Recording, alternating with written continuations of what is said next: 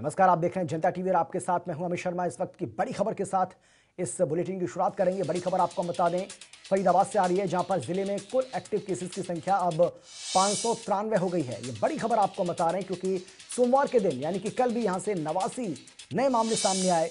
तो फरीदाबाद जिले में किस तरीके से लगातार कोरोना का कहर बरप रहा है। 860 लोगों के सैंपल की बात कही जा रही है। 268 लोगों को अस्पताल में दाखिल किया गया है। 325 पॉजिटिव मरीजों को घर पर आइसोलेट किया गया है। तो ये आपको हम फरीदाबाद जिले का हाल बता रहे हैं। इलाज के बाद 253 मरीज यहां पर ठीक भी हो गए हैं। तो फरीदाबाद से बड़ी खबर यह है कि यहां पर 14 मरीजों ने कोरोना वायरस के चलते अपनी जान गंवा दी, उन्होंने दम तोड़ दिया है। तो गुरुग्राम से बड़ी खबर आपको लगातार बता रहे हैं, जहां पर अब कुल 2165 कोरोना के पॉजिटिव मामले यहां पर हो चुके हैं। गुरुग्राम में कुल 1586 एक्टिव केस हैं। इसके साथ ही इलाज के बाद 579 लोग ठीक भी हुए हैं। तो जिले में कुल 2165 कोरोना पॉजिटिव मामले अब तक सामने आ चुके हैं। बात कर रहे हैं हम गुरुग्राम जिले की। गुरुग्राम में कुल 1586 अभी एक्टिव केस हैं। अब रोहतक से बड़ी खबर आपको बता रहे हैं, जहां पर कोरोना को लेकर जानकारी यह मिल रही है कि यहां पर पिछले 24 घंटे में 23 नए मामले सामने आए। पिछले 24 घंटे में 23 नए मामले सामने आए। रोहतक की यह बात आपको बता रहे हैं। जिले में कोरोना के कुल मरीजों की संख्या बढ़कर अब 185 हो गई है, 185। दिल्ली और गुरुग्राम से 80% मरीजों का संबंध है। तो ये चौंकाने वाला आंकड़ा, दिल्ली और गुरुग्राम से इन 80% मरीजों का सीधा संबंध है जो नए मामले सामने आ रहे हैं।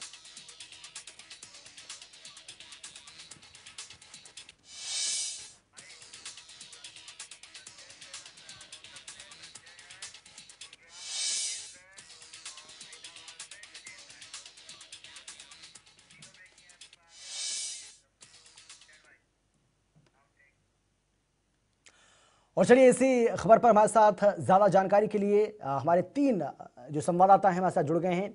फरीदाबाद से गजेंद्र राजपूत हमारे साथ हैं, इसके साथ ही साइबर सिटी गुरुग्राम से हमारे साथ विजेंद्र हैं और रोहतक से हमारे साथ संजय जुड़ गए हैं।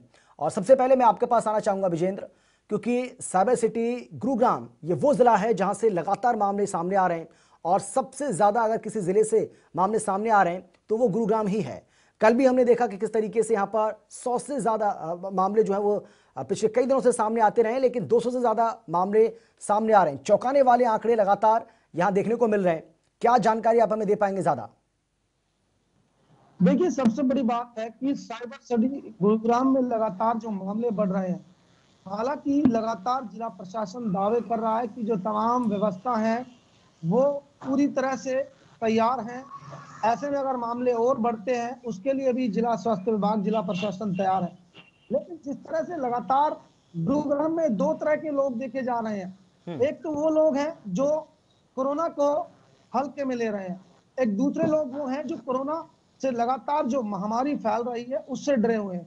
तो कहीं ना कहीं लगातार गुरुग्राम में जो मामले बढ़ रहे हैं, वहीं पर मैं आपको बता दूं कि जो अनलॉक में जो लगातार छूट दी गई है, लगातार तमाम चीजें खुल गई हैं, तमाम व्यावसायिक गतिविधियां खुल गई हैं, ऐसे में भीड़ भी हो रही है और साथ ही तौर पर जो उल्लंघन है सोशल डिस्टेंसिंग का, वो भी लगातार देखा जा रहा है। गुरुग्राम में कल 1200 से ज्यादा चालान काटे गए हैं उन लोगों के जो बिना मास्क लगाए सड़कों पर, बाजारों में घूम रहे थे और साथ ही साथ सोशल डिस्टेंसिंग की उल्लंघना कर रहे थे। हालांकि तमाम चीजें खोलना मजबूरी है क्योंकि 4 महीने हो चुके हैं लगातार कोरोना काल से लगातार लोग जूझ रहे हैं और ऐसे में व्यावसायिक गतिविधियां भी जरूरी है क्योंकि लगातार रोजी रोटी का संकट लोगों के साथ रहा है। ऐसे में सबसे बड़ी बात है कि जो सरकार है, जिला प्रशासन है, लगातार लोगों से साफ तौर पर जो गाइडलाइन है, लोगों को, तमाम लोगों को अब पता है, तमाम लोग जागरूक हैं, लेकिन उसके बावजूद भी अगर उल्लंघन करते हैं तो कहीं ना कहीं जो लोग हैं वो अपने आप को और दूसरों को नुकसान पहुंचा रहे हैं। गुरुग्राम की हालात यह है कि जिस तरह से 4 लोगों की मौत अभी तक थी, लेकिन कल जिस तरह से 5 लोगों की मौत का आंकड़ा जुड़ा है तो गुरुग्राम में 9 लोगों की अभी तक मौत हो चुकी है। तो कहीं ना कहीं हालात और बिगड़ सकते हैं। रोज 200 से ज्यादा मामले, मई के महीने में 9 आज तारीख है तो आप लगा लीजिए लगातार मामले 100 से ऊपर, 200 से ऊपर मामले सामने आ रहे हैं। तो ये आंकड़ा 2022 में है। और ऐसे में पूरे हरियाणा की बात करें, गुरुग्राम में लगातार सबसे ज्यादा मामले आए। ऐसे में जिला प्रशासन को सख्ताई करनी चाहिए और ज्यादा कड़े कानून बनाने चाहिए। हालांकि जिला प्रशासन ने टीमें बनाई है लोगों को जागरूक करने के लिए, साथ ही साथ जो उल्लंघन कर रहे हैं बिना मास्क लगाए या सोशल डिस्टेंसिंग का, उनका चालान काटा जा बिल्कुल रहा है। लेकिन विजेंद्र, इन आ रहा हूं मैं चीजों आपके से पास। लगातार जी जी बिल्कुल विजेंद्र, मैं आ रहा हूं आपके पास। और गजेंद्र, मैं अब आपके पास आना चाहूंगा। आप फरीदाबाद की बात करें तो फरीदाबाद गुरुग्राम के बाद दूसरे नंबर पर आता है, जहां पर संक्रमण के जो मामले हैं वो लगातार सामने आ रहे हैं और किस तरीके से कोरोना यहां पर फैल रहा है, हम सभी इस बात को जानते हैं। किस तरीके के एहतियाती कदम जो है वो उठाए जा रहे हैं, और कल भी यहां से एक ही दिन के अंदर 89 मामले सामने आए, दीजिए जानकारी।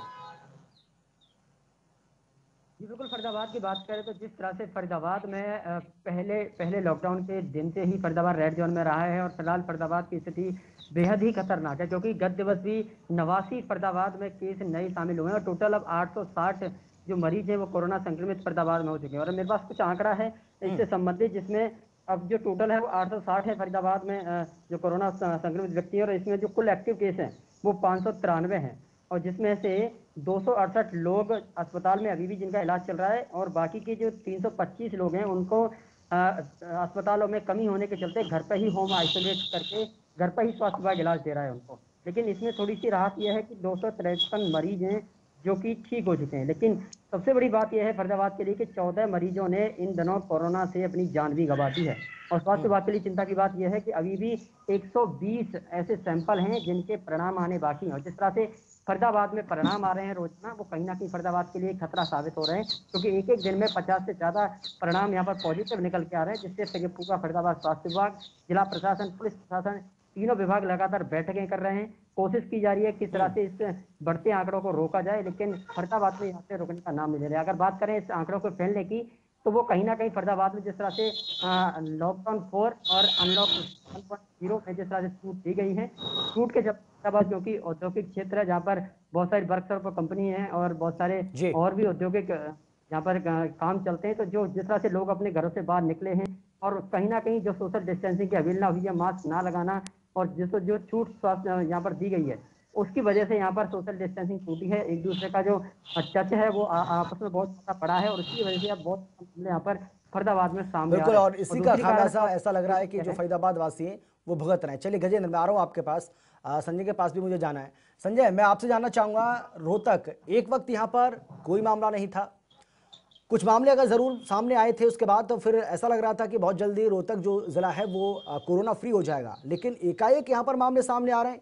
कल भी हमने देखा है कि किस तरीके से अब जानकारी आपकी ओर से दी गई कि 24 घंटे के भीतर 23 नए मामले सामने आ जाते हैं। हम उम्मीद कर रहे थे कि रोहतक बहुत जल्दी कोरोना फ्री हो जाएगा, ऐसे कैसे होगा कोरोना फ्री? बिल्कुल अमित, आपका कहना सही है, क्योंकि जिस तरह से जिला प्रशासन और स्वास्थ्य विभाग की टीम पूरी तरह से अलर्ट यहाँ पर दिखाई देती है, और जो है लगातार जो है जहां भी मरीज मिलता है या फिर जहां भी कोई शिकायत मिलती है वहीं पहुंच जाती है। तो ऐसे में कहीं ना कहीं लगता था कि जिस तरह से शहर को पूरी तरह से अलर्ट किया गया था और चारों तरफ से नाके लगाकर सील कर दिया गया था, तो ऐसे लगता था कि शहर में जितने भी संक्रमण के मरीज है वो जल्दी ही से ठीक होकर जो है शहर कोरोना मुक्त हो जाएगा। लेकिन लगातार जिस तरह से कोरोना के मरीज बढ़ रहे हैं उससे कहीं ना कहीं चिंता का विषय जरूर है, और जिस तरह से स्वास्थ्य विभाग में हड़कंप मचा हुआ उससे साफ प्रतीत होता है कि कहीं ना कहीं ये संक्रमण और फैलने वाला है, क्योंकि लगातार जो है एक के बाद एक मरीज आ रहा है। कल की अगर बात करूं तो कल इससे कम मरीज आए थे, और आज जो है आज का आंकड़ा 23 जो है वो हो गया है, और 23 के बावजूद लगातार जो है स्वास्थ्य विभाग की टीम अलर्ट दिखाई देती है। अगर रोहतक जिले के टोटल आंकड़े की बात करूं तो यहाँ पर 187 जो है वो के करीबन जो है आंकड़ा पहुंच गया है, जिसमें एक महिला और एक युवक की मौत भी हो चुकी है, और जो है 14 से 15 के करीबन जो लोग हैं वो घर जाकर ठीक होकर घर भी जा चुके हैं। मतलब ये कहे कि चिंता का विषय जरूर है, लेकिन ठीक होने का आंकड़ा भी सही है। और कहीं ना कहीं चिंता का विषय इसलिए है कि जिस तरह से जिला प्रशासन पूरी तरह से छूट जो जिला प्रशासन ने दी है उसको लेकर भी लोग कहीं ना कहीं, जैसे मेरे सहयोगी विजेंद्र ने बताया, कि लोग गंभीर दिखाई नहीं देते हैं। कुछ लोग जो ऐसे हैं जो बगैर मास्क के भी दिखाई देते हैं, कुछ लोग जो है सोशल डिस्टेंस का जो है वो भरपूर प्रयोग नहीं करते, तो कहीं ना कहीं संक्रमण इसीलिए बढ़ रहा है। आपको बताना चाहूंगा कि जिला प्रशासन ने जिस तरह से इन मरीजों की हिस्ट्री जानी है, तो साफ तौर पर उन्होंने यही कहा कि ज्यादातर जो है मरीज की हिस्ट्री जो है दिल्ली या फिर गुरुग्राम से है। कोई जो है वहां पर डेली पैसेंजरी करता है, कोई सामान आयात निर्यात करता है, तो कोई जॉब करता है, नौकरी करता है। तो ऐसे में कहीं ना कहीं संक्रमण फैल रहा है और उसके बावजूद जो पहले जो हिस्ट्री थी संक्रमण की, अब उससे थोड़ा सा तेज हो गई है, क्योंकि पहले एक ही आदमी को संक्रमण होता था और थोड़ा सा लक्षण जो है वो दिखाई देता था, वो आदमी अपने आप को क्वारंटाइन कर चलिए, लेता था। बिल्कुल अमित घर पर संजय आपका, विजेंद्र आपका और गजेंद्र आपका, आप तीनों का बहुत बहुत शुक्रिया इस तमाम जानकारी के लिए। अपडेट के साथ एक बार फिर से आप तीनों के पास जरूर आएंगे, लेकिन फिलहाल आपका बहुत बहुत धन्यवाद।